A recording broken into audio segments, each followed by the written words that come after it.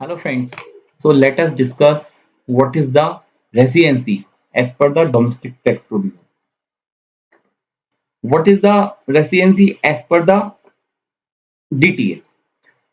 So thumb rule is that 182 days stay in India or 60 days stay in previous year plus 365 days stay in preceding 4 years.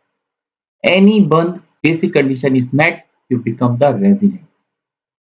Another additional condition is need to be satisfied for the purpose of ordinary resident or not ordinary resident. Those conditions are that if you are resident, you are a resident for more than 2 preceding years out of 10 preceding years, or your stay is more than 730 days or more in preceding 7 years. Suppose you are staying in India for 182 days and in past 10 year your stay more than 2 year as resident status, your status is simply resident and ordinary resident. If your stay is less than 182 days, you may become non-resident. If your stay is more than 182 days and you not satisfied the additional condition for 2 out of 10 year as resident and 730 days of in preceding 7 year not satisfied, then you become the resident but not ordinary resident. So this is the basic theory. So now we will discuss twist. Suppose you gone for employment in Australia, right? Then in that scenario, 60-day basic condition, second limb is 60-day replaced by 182 days. You gone in the month of April, May, June, July, August, September. Still, your stay is less than 182 days. You become the non-resident. So another condition is that if you are never come in India, but you are citizen of India. Now we are discussing section 6(1)(a). So this is the section 6(1)(a) says that if you are Indian citizen not liable to tax anywhere around the world, but your income is more than 15 lakh, excluding foreign income, then you become the resident. You never stay in India, but still you are regarded as resident in India. And your status become the RNOR, resident but not ordinary resident.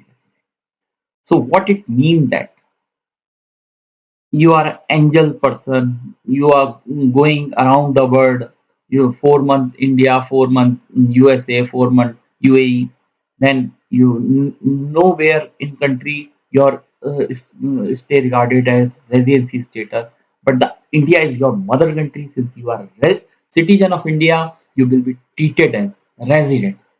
So when around your bird income will be taxed in the India. So another important amendment was Indian citizen or person of Indian origin. Who is the person of Indian origin? Whose father, parents or grandparents born in the undivided India. So Indian or citizen PIOL having income more than 15 lakh, stay more than 120 days. Now I am discussing if your stay is more than 120 days but less than 182 days, then you are still regarded as resident and your status become the RNOR. So this is the two important criteria I discussed. First thing is citizen based taxation. You are your India is mother country. You are earning 15 lakh Indian source of income, excluding foreign income. So you need to tax in India. But in second limb, you are Indian citizen as well as, or you are a person of Indian origin having more than 115 lakh income, excluding foreign income, but your stay is regarded only 120 days, then you are still resident or and your status is RNO. So now I am discussing if you are going Canada, Australia for the purpose of employment, or you are a member of crew or Indian ship, then your 60-day criteria is replaced by 182 days, then if you, even though you go for up in the month of April, May, June, July, August, September, your stay is less than 182 days, you become the non-resident. So in that scenario, if your stay is only more than 182 days, you are regarded as resident. Another condition for ordinary resident, you must need to satisfy 2 out of 10 years, 730 days in past 7 years is as usual. So now I am discussing Indian citizen, person of Indian origin, having income less than 15 lakh, visit India more than 182 days, you are resident, RNOR or ROR as the case may be. So liable to tax is important thing. Since section 6(1)(a) says you are not liable to tax in India. Suppose you are working in Dubai, you are not liable to tax in India. Even though you are an Indian citizen, you never visited during the past previous year for a single day in India. As per the proviso, it says that you are a resident and status, yeah, no, but as per the Azadi Bajao Andolan, 263 ITR says the same principle is applied here. Since as per the UAE tax law, your income is liable to tax, but it is taxed at the zero rate, so you will be not regarded liable to tax in India. But it so as what the UAE law says for the purpose of residency, an individual who present in UAE for the period totaling in aggregate at least 183 days in the calendar year, or in case of company incorporated in UAE, which manage or control wholly in UAE. So this is the residency status as per the UAE treaty. As per the UK, in case income derived or paid by the partnership firm, this term apply only to the extent income derived by such partnership firm subject to tax in the state UK as the income of the resident either in the hand of partnership firm or in the hand of the partners. So they use the terminology of fiscal transfer entity. So now we will discuss the fiscal transfer entity. What is that? Suppose Indian company is making foreign payment fee for technical services to the partnership firm who is resident of UK. So state are treat UK treat that partnership firm as pass-through entity. So what they says, your income will be taxed in the hand of the partner only. So your partner will be taxed, not partnership firm. So what is the question? Whether the uh, uh, treaty benefit is available for this partnership firm or not. So in case of Linklater, this tribunal has given a favorable view. But in another case, advanced authority AR is given negative. So this is a uh, fiscal transparent entity. So as I discussed, for the purpose of getting a treaty benefit, you must be the TRC holder. You must take tax residency certificate from your resident country. Otherwise, the treaty benefit is not available to you. So another thing, now I discuss USA perspective. Suppose you are a green card holder, you never stay, not stay last preceding year in the USA. You are staying in India. So you become the dual residence. You need to test your tiebreaker rule. So in which country you are actually resident. So even though you are a green card holder as per the USA, your income is liable to tax in USA, or your stay in more than 182 days, uh, still you are regarded as resident as per the domestic tax provision. So in both country, your income will be liable to tax. So in that scenario, tiebreaker rule is need to be tested, and only country who you become the resident liable to tax. UK says that your physical presence France is your habitual home, place, or economic interest. Same way, Germany says your personal use, where you are a customary personal abode is there. So this is the international arena where you are residency. So what the Article 1 of OECD Montreal Convention says, in order to get DTA in my hand, I should be the resident. This convention shall apply to person who is the resident of one or more contracting state. Resident is considered as a gateway of the DTA. What the DTA is doing, suppose this is a cake, right? This cake is cut taxing right in the among the state A and state B. So India will tax only this income and USA will be tax only this income. So this is do actually in by the DTA. So key in determining the jurisdiction, jurisdiction has the primary taxing right. Who is the primary taxing right? So Article 4.1 of OECD Model Convention says that for the purpose of this convention, the term residence of a contracting state mean any person under the law of that state is liable to tax. Important thing is liable to tax. Therein by reason of his domicile, residence, place of management, or any other criteria of similar nature, and also include that state of and any other political subdivision, local authority thereof. This is the first sentence. You are liable to tax by reason of your residence. So this is the basically tiebreaker rule. So this is the famous example of Priyanka Chopra. She is a resident of India. I am married with Mr. Joyce in USA. So in her case, tiebreaker rule now I am testing in which state you are permanent home, India as well as USA. If permanent home in both states, resident in such a state where your personal and economic interest is close. So this is central of vital interest testing. So your uh, personal commercial interest in India as well as USA. So this test is again failed.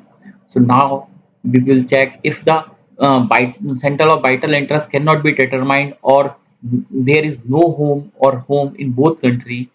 So resident in the state where you have a habitual abode, right? Habitual abode where your child is go for education and where it is your actually your stay.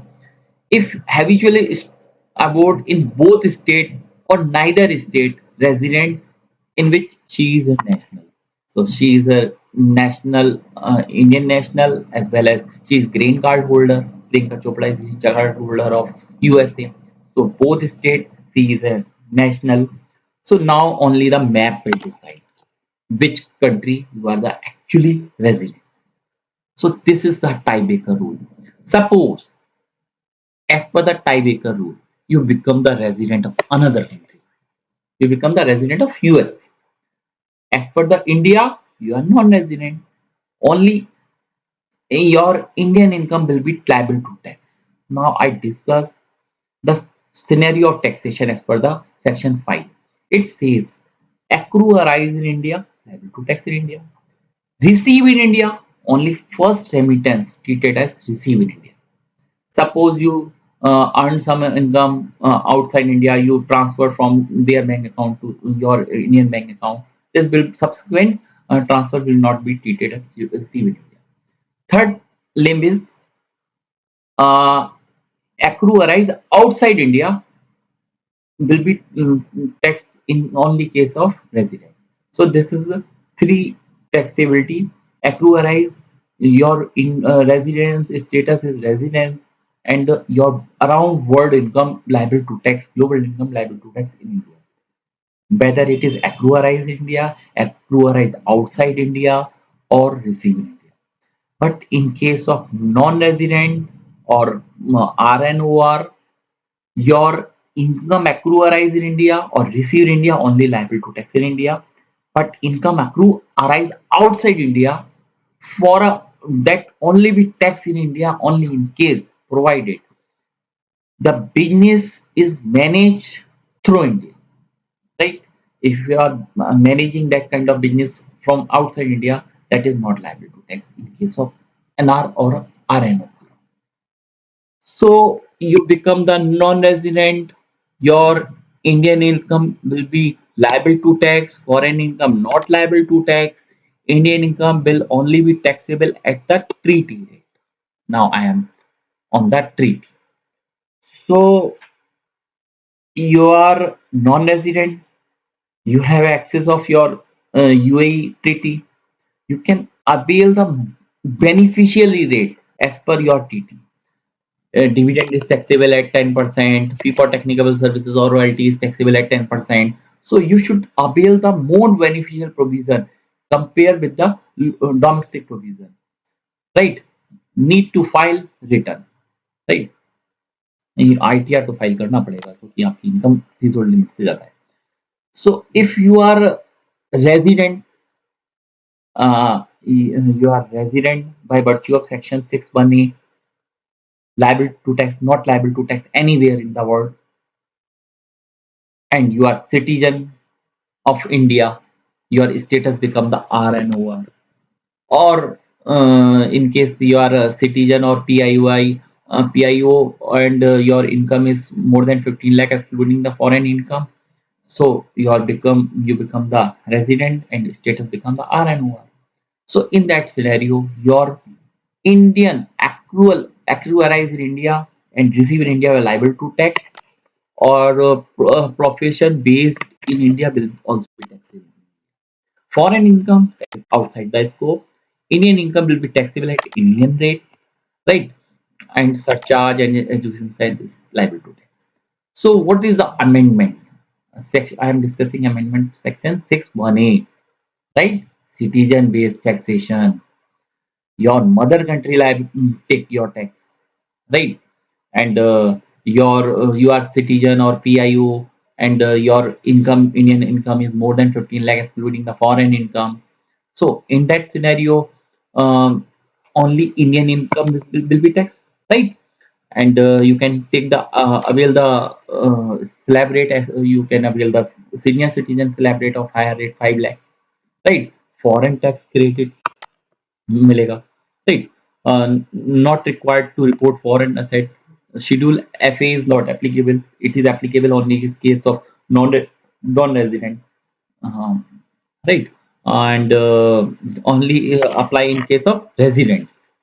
I am on the schedule FA. So schedule FA is applicable in only in respect of resident.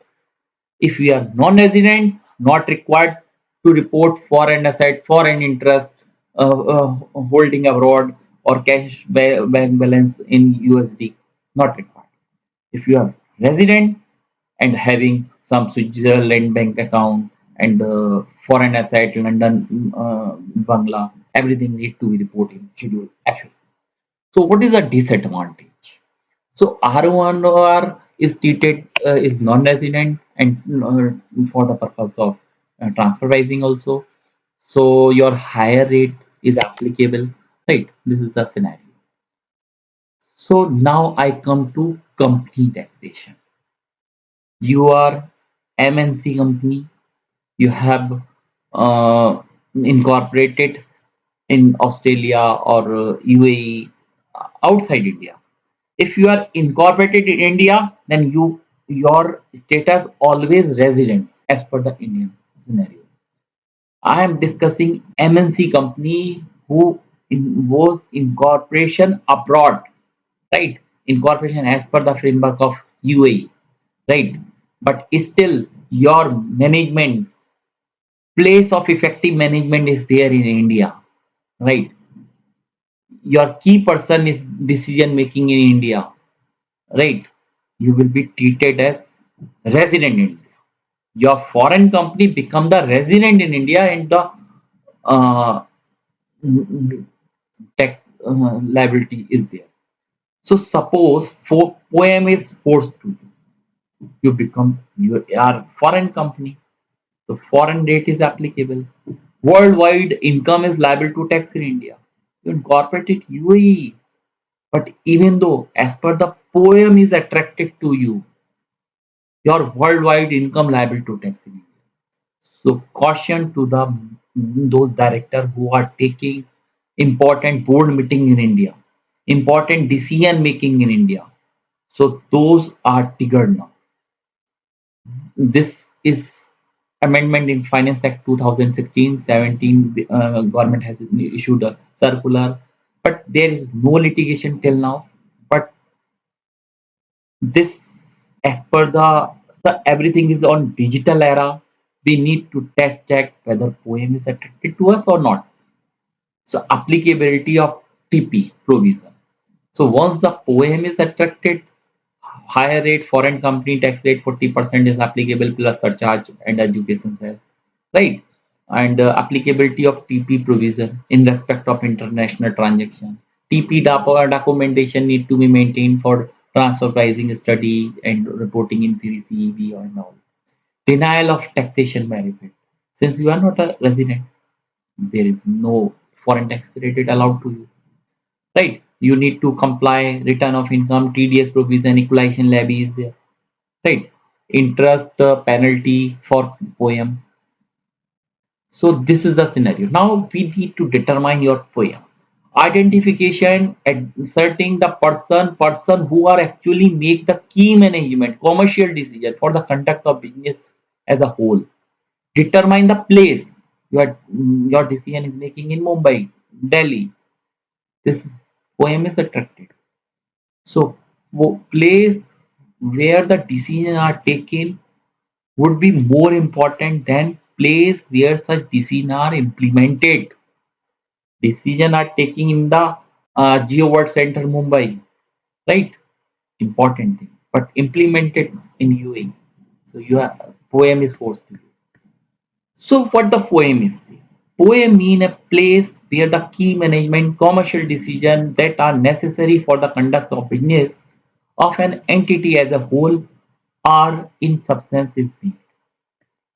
So now his poem is attracted. So as per the circular, I need to test check ABOI test. What the active business outside India test is says that.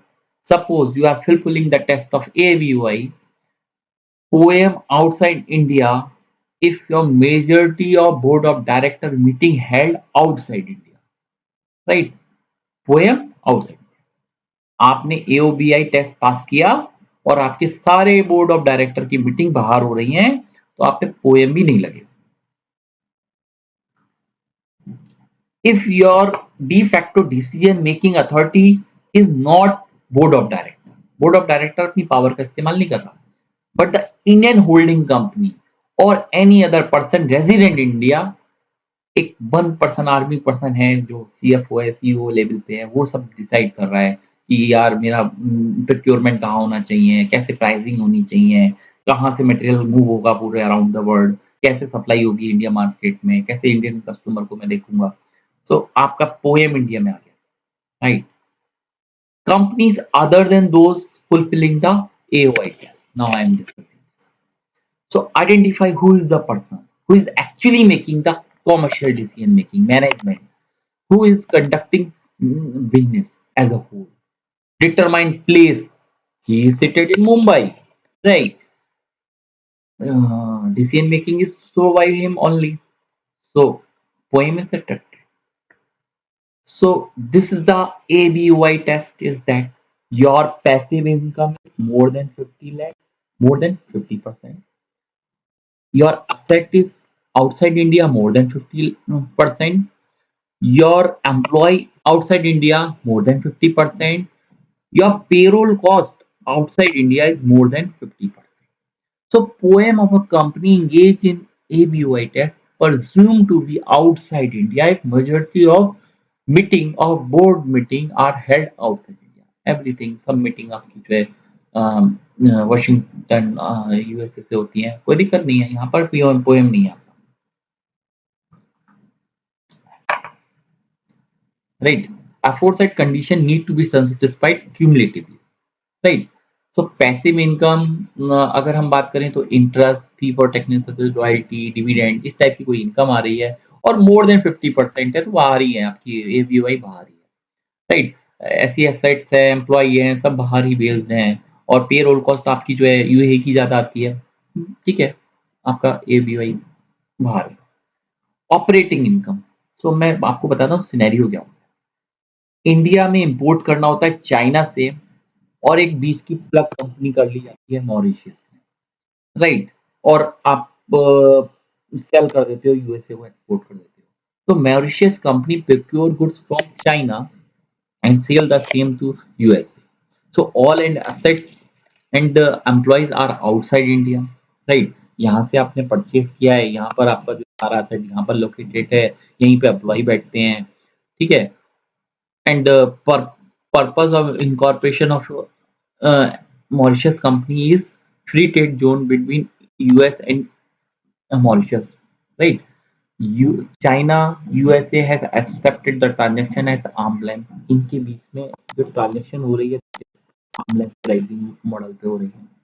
Since the 100% transaction of Mauritius company is with associate enterprises, it's failed the ABOI test, right? तो आपकी company पर poem applicable नहीं है इससे. Impact. Now I taking another example. India, UK, UAE, US.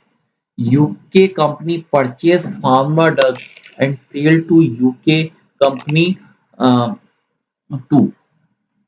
एक UK यहाँ से purchase कर रही है और यहाँ सेल कर रही है, राइट?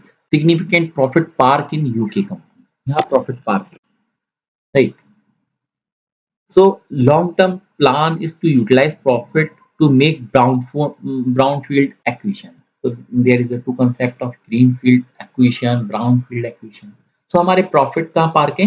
यूके में. So what is the your UK company opt for fiscal consolidation?